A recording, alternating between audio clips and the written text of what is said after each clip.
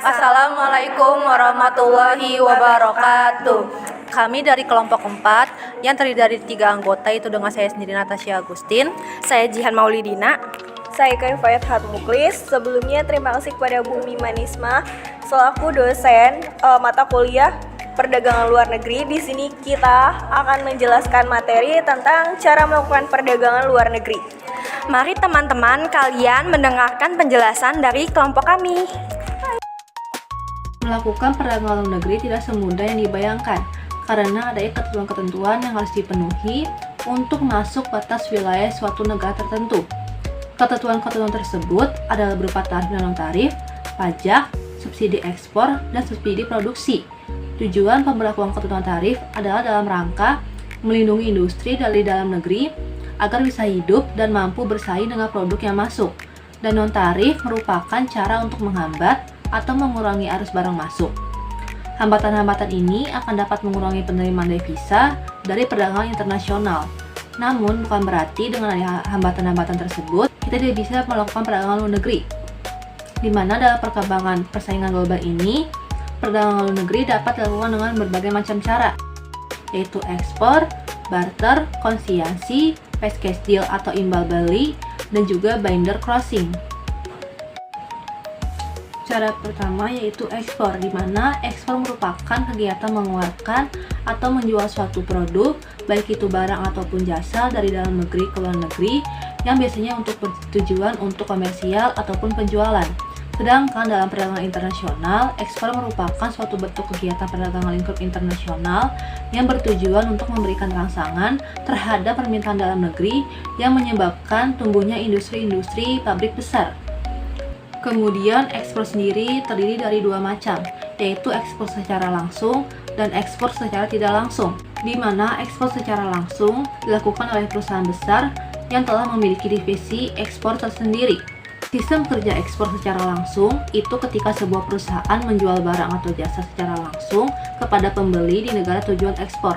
Artinya dalam hal ini, pelaku usaha tidak perlu menggunakan perantara, sehingga perusahaan tidak perlu khawatir dengan pihak ketiga yang mengambil potongan harga. Dengan ekspor secara langsung, perusahaan ekspor akan menangani semua komunikasi dan negosiasi klien dengan bisnis internasional. Hal ini termasuk bertanggung jawab penuh untuk mendapatkan pelanggan baru, menyiapkan kontrak, aktivitas pemasaran, menjual barang, dan menangani logistik dan pembayaran internasional. Lalu selanjutnya ekspor secara tidak langsung, di mana ekspor secara tidak langsung dapat dilakukan melalui model bapak angkat atau bisa juga melalui ekspor agen atau agen ekspor. Bapak angkat yang dimaksud di sini adalah perantara, di mana ekspor secara tidak langsung berarti pelaku usaha melakukan penjualan ke perusahaan melalui pihak ketiga atau perantara yang kemudian menjual langsung ke pembeli atau importir internasional. Karena ekspor tidak langsung melibatkan perantara atau menangani hampir semua operasi ekspor. Lalu cara selanjutnya untuk melakukan perdagangan internasional adalah barter, di mana barter merupakan pertukaran barang secara langsung tanpa mata uang sebagai penukaran atau transaksi dan tanpa adanya pihak ketiga. Barang yang diimpor tersebut dengan barang yang diekspor nilainya sama. Sistem barter ini merupakan bentuk paling sederhana dari counter trade yang merupakan pertukaran barang dengan barang secara langsung tanpa adanya pembayaran dalam bentuk uang, dan banyak ditempuh di negara-negara berkembang karena adanya kesulitan meningkatkan volume dan mempromosikan barang ekspornya. Yang kedua ada barter alih atau Swiss barter, di mana barter alih ini merupakan jenis barter yang salah satu pihaknya tidak mungkin memanfaatkan sendiri barang yang diterima sehingga mengalihkan barang tersebut ke negara ketiga yang membutuhkan.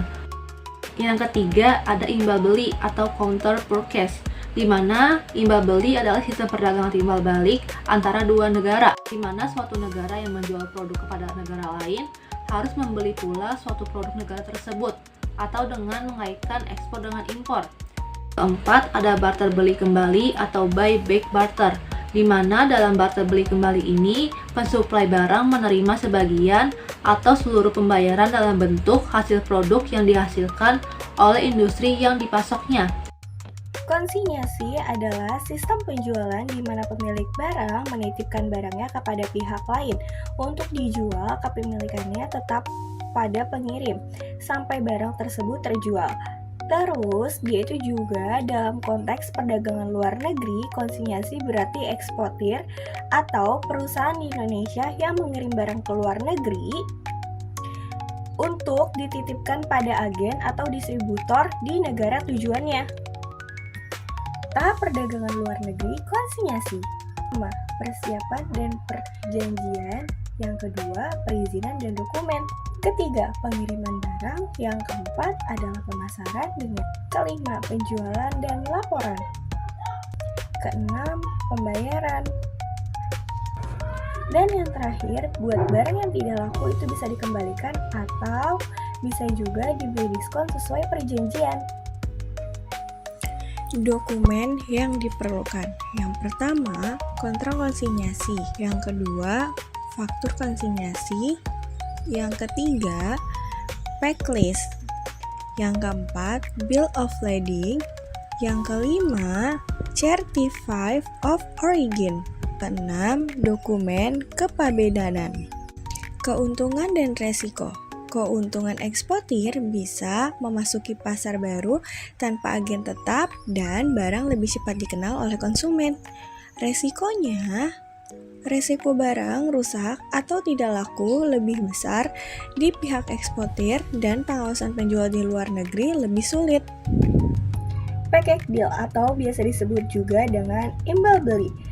Package deal ini bentuk perdagangan luar negeri yang dilakukan melalui pertukaran barang atau jasa antar negara tanpa pembayaran tunai penuh. Biasanya disebut juga dengan counter trade atau barter modern karena pihak importer membeli barang atau jasa dari negara lain dengan imbalan barang atau jasa sebagai pembayarannya. Biasanya digunakan bila negara pembeli kekurangan devisa atau ingin mengimporkan penggunaan valuta asing. Tujuan package deal menghemat percadangan devisa negara, meningkatkan eksporter dengan cara menawarkan barang sebagai pembayaran impor, memperluas kerjasama perdagangan dengan negara lainnya, mengatasi hambatan perdagangan misalnya karena pembatasan devisa. Bentuk-bentuk package deal atau imbal beli. Yang pertama itu ada barter, yang biasanya bertukar langsung barang dengan barang. Yang kedua ada converse, penjual setuju membeli kembali barang dari pembeli dengan nilai tertentu. Yang ketiga ada buyback, pembayaran impor mesin atau peralatan dilakukan dengan hasil produksi yang dihasilkan oleh mesin tersebut. Yang keempat ada Swiss standing, hak menerima barang atau imbal beli dijual kepada pihak ketiga. Cara melakukan perdagangan luar negeri atau package deal. Yang pertama itu ada negosiasi. Yang kedua ada penyusunan kontrak. Yang ketiga ada perizinan. Yang keempat ada juga nih yang namanya pelaksanaan. Yang kelima ada pembayaran atau penyerahan barang. Yang keenam ada pengawasan.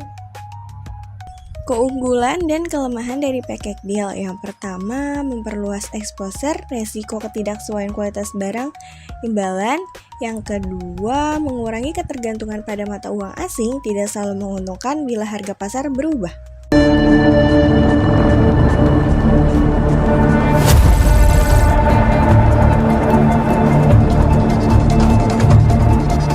Anything to declare today? Here you go. Have a good one. Here at San Isidro, we're the busiest land port in the country. About 100,000 people cross here every day. Selanjutnya pembahasan tentang border crossing. Nah, border crossing ini adalah proses atau tindakan melintasi batas wilayah antar dua negara yang melibatkan pergerakan orang, barang, kendaraan, atau hewan dari suatu negara ke negara lainnya. Contohnya pembatasan antara Indonesia dan Malaysia yang terletak di Pulau Kalimantan. Nah, pembatasan ini antar negara ini bisa berupa pos, tembok, pagar, atau sungai. Tapi khusus wilayah Indonesia dan Malaysia, pembatasannya dijaga melalui pos lintas batas negara atau PLBN. Nah, orang yang sering melintasi pembatasan ini siapa aja sih? biasanya turis, imigran, atau pekerja yang bekerja di dua negara. Saat melintas, mereka akan melalui tempat pemeriksaan resmi yang disebut dengan border checkpoint. Nah, disinilah paspor dan visa mereka akan diperiksa untuk memastikan semuanya masih berlaku dan sesuai dengan aturan. Nah, border crossing ini dapat terjadi melalui dua cara, yaitu yang pertama ada sea border, di mana lintas batas laut. Nah, sistem perdagangannya ini melibatkan dua negara yang memiliki batas negara berupa lautan, dan perdagangannya juga dilakukan secara penyeberangan laut. Contohnya Indonesia dengan Singapura. Nah, kan perbatasan ini terletak di Selat Singapura, yaitu selat sempit yang memisahkan Pulau Batam di Indonesia dengan Pulau Singapura. Batas ini penting untuk pelayaran, keamanan, dan juga sumber daya laut. Lalu yang kedua ada overland border, di mana lintas batas darat. Nah, sistem perdagangannya yang melibatkan dua negara yang memiliki batas negara berupa daratan. Kalau tadi secara lautan, kalau overland ini secara daratan. Nah, perdagangannya juga dilakukan dengan cara penduduk nih harus melakukan interaksi melewati batas daratan di masing-masing negara melalui persetujuan yang berlaku. Contohnya Kalimantan dengan Malaysia, perbatasan darat Indonesia dengan Sarawak Malaysia yang berada di Pulau Kalimantan. Dan yang paling terkenal adalah Entikong atau Tebedu. Nah, perbatasan ini juga penting loh secara strategis, ekonomi, dan juga keamanan. Tetapi juga menghadapi tantangan penyelundupan dan keterisolasian. Selanjutnya ada jenis-jenis border crossing. Yang pertama ada legal. Nah, legal ini adalah perpindahan antar negara yang dilakukan secara sah atau resmi, seperti memiliki paspor, visa, dan mengikuti aturan imigrasi dan bea cukai. Nah, contohnya orang yang pergi ke luar negeri untuk liburan, sekolah, bekerja, atau berdagang secara resmi. Yang kedua itu dilakukan secara ilegal, di mana perpindahan secara ilegal ini dapat terjadi ketika seseorang masuk ke negara lain tanpa izin resmi. Contohnya melewati perbatasan tanpa dokumen atau menggunakan dokumen palsu. Nah, tindakan ini melanggar hukum yang dapat beresiko bagi individu maupun negara yang dituju. Selanjutnya ada jenis-jenis perbatasan. Yang pertama ada perbatasan fisik atau secara geografis, di mana perbatasan fisik ini adalah batas wilayah yang terbentuk secara alami oleh bentang alam. Contohnya pegunungan, sungai, dan danau. Yang kedua ada perbatasan politik. Nah, di mana perbatasan politik ini adalah garis buatan manusia yang memisahkan wilayah kekuasaan. Contohnya perbatasan internasional, perbatasan nasional, dan juga perbatasan buatan. Yang ketiga ada perbatasan budaya, di mana perbatasan budaya memisahkan kelompok masyarakat berdasarkan perbedaan budaya, seperti bahasa, agama, adat istiadat, atau etnis.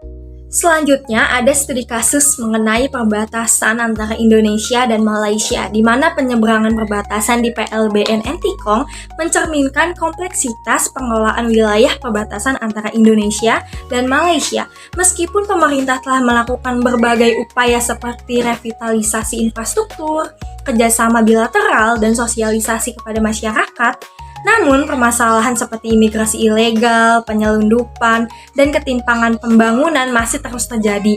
Hal ini menunjukkan bahwa pendekatan pembangunan fisik saja itu tidak cukup, juga dibutuhkan pengawasan yang lebih ketat, pendataan penduduk yang akurat, pemberdayaan ekonomi lokal, serta kerjasama lintas sektor dan lintas negara yang lebih erat. Pengelolaan perbatasan yang lebih efektif harus mampu menyeimbangkan antara aspek keamanan nasional, perlindungan hak asasi manusia, dan peningkatan kesejahteraan masyarakat perbatasan.